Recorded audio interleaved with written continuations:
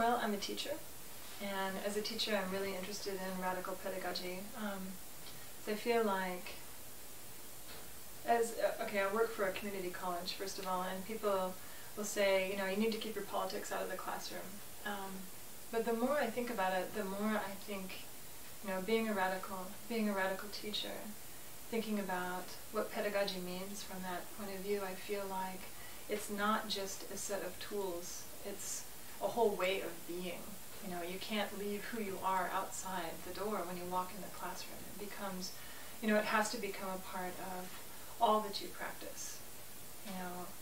How does anarchism enter into your daily life? It is everything that you do. It's how you make decisions with the food that you eat. It's how you make decisions about how to talk to the people that you love. It's how you make decisions about interacting with strangers or interacting with, authorities as they may occur. And so for me, anarchism means, how does it inform the way that I am in my work? My work isn't a job, it's something that I love. It's something that, encompasses, all of my consciousness, almost all of the time. And so radical education is a really interesting idea, especially when you're working in a state school. It's, there's kind of the traditional model of, well, there's a teacher and they're the authority, and then there are a bunch of people and they're there to learn, and basically you cut off the top of their heads and open it up and you pour some knowledge in, and then they shut up and listen and they do the things that you tell them, and that constitutes education, or at least that's sort of the traditional model. And obviously it's pretty easy to break that open, but what's really interesting to me is how hard it is to get people to want to experience something else. If I walk into a classroom on the first day and have this intention of, all right, what happens if I give you all of the power?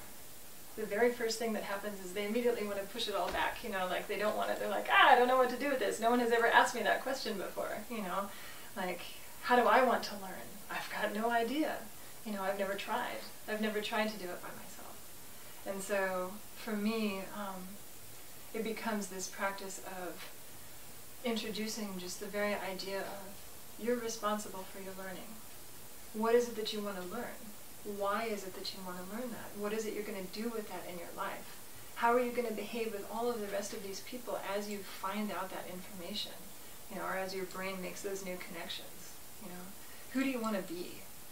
And what do you want me to do about it? Right? Because obviously I'm here, I'm supposed to be the teacher. And so, that can be really jarring for people, the very first. And so, it has to happen kind of gently. But I think that, for me in my work, there's really nothing more important than that. I think that the classroom is how we practice who to be in the world. It becomes like a little microcosm of a community or of a society at large, of the whole world, essentially. It's like, this is how we practice.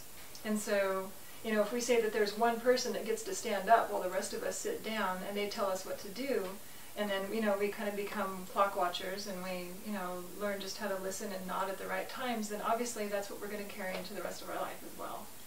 But if we learn, I asked my students a really interesting question yesterday. I said, do any of you know how to have a discussion? And they were like, no, I guess not. And I was like, yeah, that's true. I mean, how would we learn? Because so few of us ever have the opportunity to have a truly democratic conversation, right? Where everyone gets a chance to speak if they want to, where everyone learns how to listen, where people learn how to acknowledge each other's ideas, even if they're radically different from each other's. Like, that's a major skill, right?